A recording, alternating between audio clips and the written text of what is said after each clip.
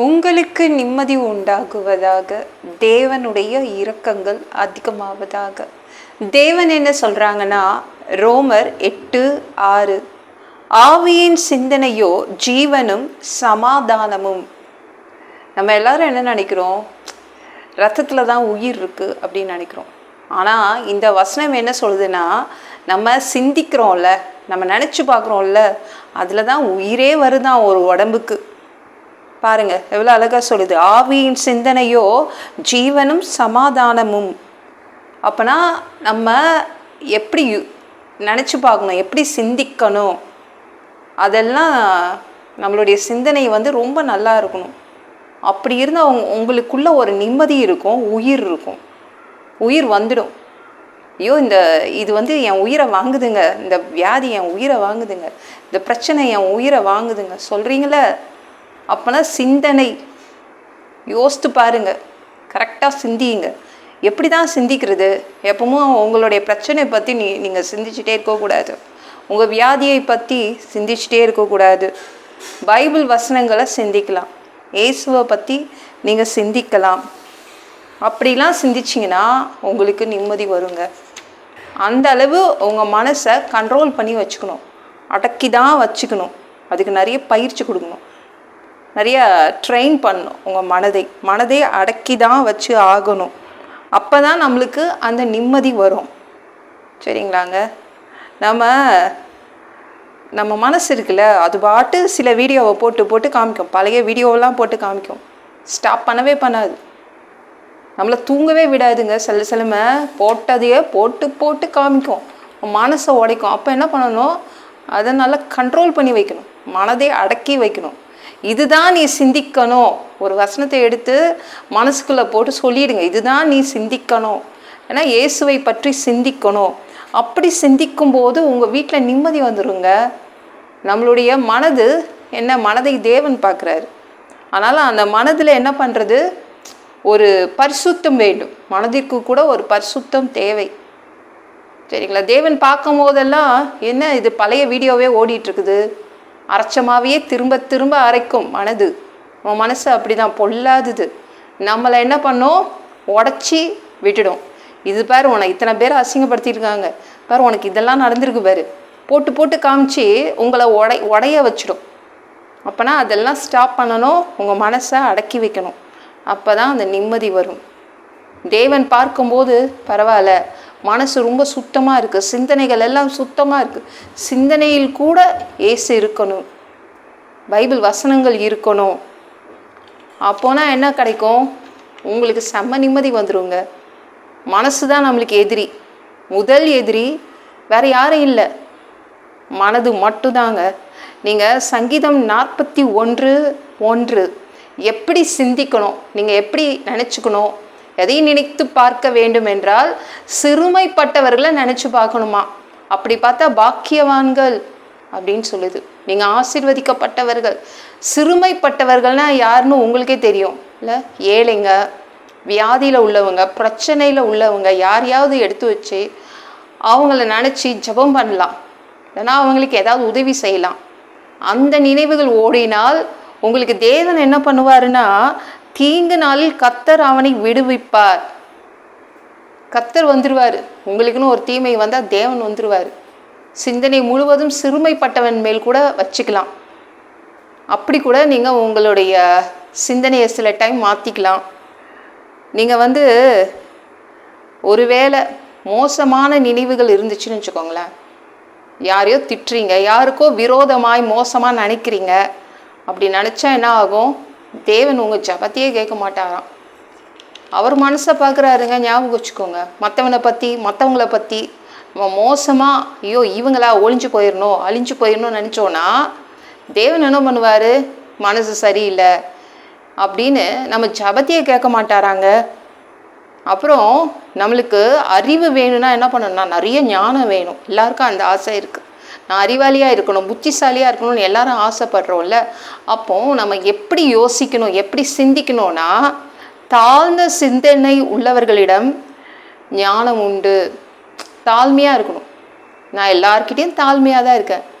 அப்போ எண்ணங்கள் கூட தாழ்மையாக தான் இருக்கணும். நான் தான் ஹை லெவலு, நான் அப்படி, நான் ரொம்ப அழகு, நான் அப்படி, நான் இப்படி படிச்சிருக்கேன், என் குடும்பம் அப்படி அப்படின்னு சிந்தையில் கூட ஓடக்கூடாது. சிந்தனைகளை கூட நீங்கள் அப்படி நினைக்கவே கூடாது. பெருமை இருக்கக்கூடாது. பெருமை உங்கள் சிந்தனையில் இல்லைன்னா, உங்கள் எண்ணங்களில் பெருமை இல்லைன்னா தேவன் என்ன பண்ணுவார்? ஞானத்தை கொடுத்துடுவார். அறிவாளியாய் ஞானியாய் மாற்றிடுவார். உங்களை நிம்மதி வந்துடுங்க. அதனாலேயே உங்களுக்கு ஒரு பெரிய நிம்மதி வந்துடும். நீங்கள் உலக பிரகாரமாக சிந்திக்கிறீங்கன்னு வச்சுக்கோங்க. நிறைய பேர் உலக பிரகாரமாக தான் நம்ம சிந்திக்கிறோம். இல்லை, என்ன ட்ரெஸ் எடுக்கிறது, என்ன சாப்பிட்றது, ஏதாவது ஒரு சீரியல் ஓடும், இல்லாத ஏதாவது சினிமா பாட்டு ஓடும். அப்படிலாம் ஓடிட்டு இருந்துச்சுன்னா தேவன் வந்து பார்ப்பார். மனசை தானே பார்க்குற தேவன். இவர் முகத்தை பார்க்க மாட்டார்ல. நம்ம ஏசி எதை பார்ப்பாரு? மனசை மட்டும் தான் பார்ப்பாரு. பார்த்துட்டு போயிடுவார். அது வந்து அவரை நீங்கள் பகைக்கிறீங்க. தேவனை பகைச்சா ஏதாவது கிடைக்குமாங்க? அதனால் மனதை கட்டுப்படுத்தி வையுங்க. அப்போனா உங்களுக்கு நிம்மதி வரும். தேவனும் உங்ககிட்ட வந்துடுவார். மனசளவில் கூட மற்றவங்களை திட்டக்கூடாது, அவமதிக்கக்கூடாது. அது ஒரு பாவமாக நம்ம கணக்கில் எழுதி வைப்பாங்க. என்னங்க இது, நேரில் பார்த்து நல்லா தாங்க நாங்கள் மதிக்கிறோம், மரியாதை கொடுக்குறோம். ஏதோ கோபம் வருது, ஆத்திரத்தில் நான் திட்டிடுறேன் என் மனசில். அது கூட திட்டக்கூடாது. அந்த எண்ணங்கள், அந்த மனசில் என்ன நினைக்கிறோம் அதை கூட தேவன் பார்க்குறாரு. சரிங்களா? நம்ம பேதுரு இருக்காங்கல்ல, ஒரு நாள் இயேசுகிட்ட செம்மையாக திட்டு வாங்கினாங்கங்க. மத்தேயு 16:23 படித்து பாருங்களேன். செம்மையாக திட்டு வாங்கினான் பேதுரு. ஒரு நாள் இயேசுவை தனியாக கூப்பிட்டு, இயேசுவே இதெல்லாம் உங்களுக்கு நடக்கக்கூடாது, இது ஏன் நடக்கணும்னு நீங்கள் நினைக்கிறீங்க, இதையே பற்றி ஏன் சொல்கிறீங்க அப்படின்னு இயேசுவை திட்டினான். உடனே இயேசு என்ன தெரியுமா சொன்னாங்க? தேவனுக்கு ஏற்றவைகளை நீ வந்து சிந்திக்கணும், மனுஷருக்கு ஏற்றவைகளையே நீ வந்து சிந்திக்கிறார். நீ ஏன் எப்போ பார்த்தாலும் மனுஷருக்கு ஏற்ற மாதிரியே யோசிக்கிற? ஒரு சாதாரண மனிதன் மாதிரி நீ ஏன் யோசிக்கிற? நீ ஒரு சீடன்ல. சீடன் எப்படி யோசிக்கணும்? இயேசுவை ஃபாலோ பண்ணுறவங்க எப்படி யோசிக்கணும்? இயேசு நல்லா திட்டுறாரு. தனியாக கூட்டிகிட்டு போய் இயேசுவை, இதெல்லாம் உங்களுக்கு இது நடக்கக்கூடாது, இது நடக்கக்கூடாது, இது அதெல்லாம் நடக்கக்கூடாதுன்னு இயேசுவே திட்டினாங்க. இந்த பேதுரு கடிந்து கொண்டான். உடனே இயேசு பார்த்தாரு. எனக்கு பின்னாலே போ சாத்தானேன்ட்டார், பிசாசேன்ட்டார் பேதுருவை பார்த்து. எனக்கு நீ தடையாக இருக்கிற, எனக்கு இடரலாக இருக்கிறாய் அப்படின்னு சொன்னார். கோபம் வந்துருச்சு இயேசுவுக்கு. செமையாக திட்டினார். தேவனுக்கு ஏற்றவைகளை நீ வந்து சிந்திக்க கற்றுக்கோ. செமையாக திட்டு வாங்கிட்டு மூக்கு உடஞ்சிட்டு பேதுரு பின்னாடி போய் நின்னா, பின்னாடி போயிடுன்ட்டார். எதுக்கட்டாலும் முன்னாடி வந்து நின்னா செம்ம திட்டி அனுப்பி விட்டார். சிந்தனை சரியில்லை பேதுருவே, நீ சிந்திக்கிறதுல திருந்தணும் அப்படின்னு அனுப்பி விட்டார். என்னங்க, சிந்தனை கூட தேவன் பார்ப்பாரா?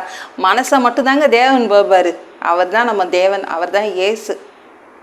பட்சபாதம்லாம் இல்லை. அதனால தான் பவுல் இருக்காங்களே, பவுல் பாஸ்டராக இருந்தாங்க ஒரு சபைக்கு, பிலிப்பியர் என்ற சபைக்கு. அந்த பிலிப்பு சபைக்கு பிலிப்பியர் 4:8 சொல்லிட்டாங்க. 8 பாயிண்ட் போட்டு இதை மட்டும் சிந்திங்க, தொடர்ந்து இதையே சிந்திச்சிட்ருங்க அப்படின்னு லெட்டரில் எழுதி அனுப்பிவிட்டாங்க. அப்படி என்னங்க 8 சிந்திக்க சொன்னாங்க? நீதி உள்ளவைகள், கற்புள்ளவைகள், அன்புள்ளவைகள், நற்கீர்த்தி உள்ளவைகள், புண்ணியம் எதுவோ, புகழ் எதுவோ, அதை மட்டும் சிந்திச்சுட்டே இருங்க. உங்களுக்கு முடிஞ்சால் ஏதாவது ஒரு சார்ட் போட்டு ஒட்டி வச்சுக்கோங்க. 8 குறிப்புகள் கொடுத்தாங்க. இதை மட்டும் சிந்திச்சுக்கிட்டே இருங்க. அப்போனா உங்களுக்கு நிம்மதி வந்துடும், புகழ் வந்துடும், எல்லாமே உங்களுக்கு வந்து நிம்மதியாக போகும். எதுவும் உங்கள் உயிரை வாங்காது. இதெல்லாம் என் உயிரை வாங்குது, கஷ்டப்படுத்துதுன்றீங்களே, அதெல்லாம் வாங்காது. அந்த சிந்தனை பரிசுத்தப்படும் அப்படின்னு பவுல் பாஸ்டராக இருக்கும்போது அவங்க சபைக்கு விசுவாசிகளுக்கு எழுதி வச்சுட்டாங்க.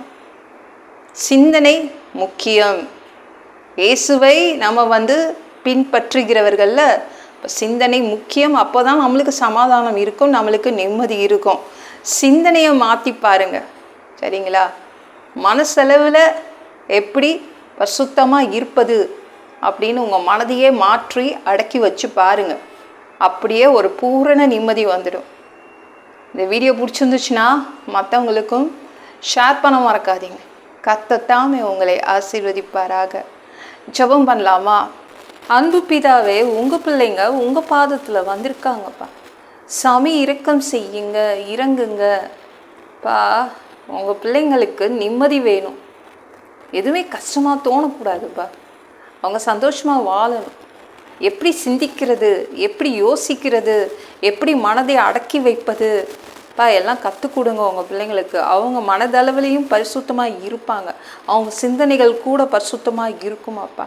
உங்கள் பிள்ளைங்களுக்கு நிம்மதி கொடுப்பீராக.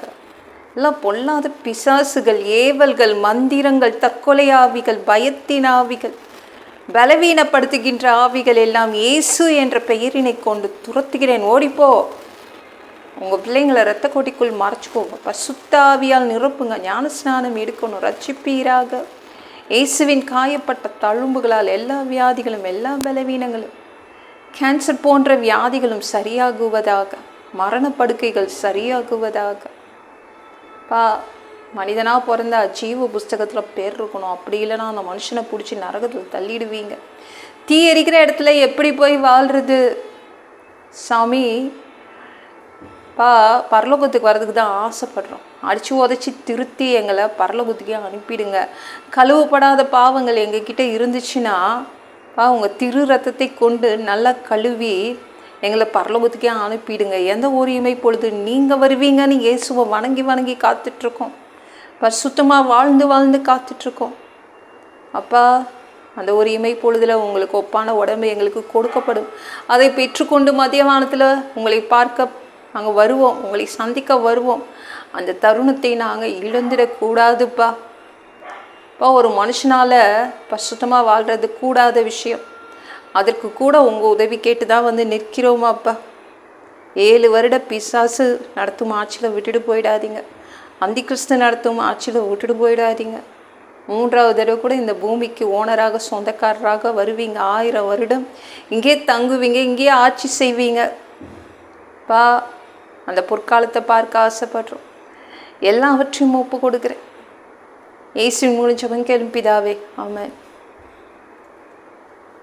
நாளைக்கு பார்க்கலாம்.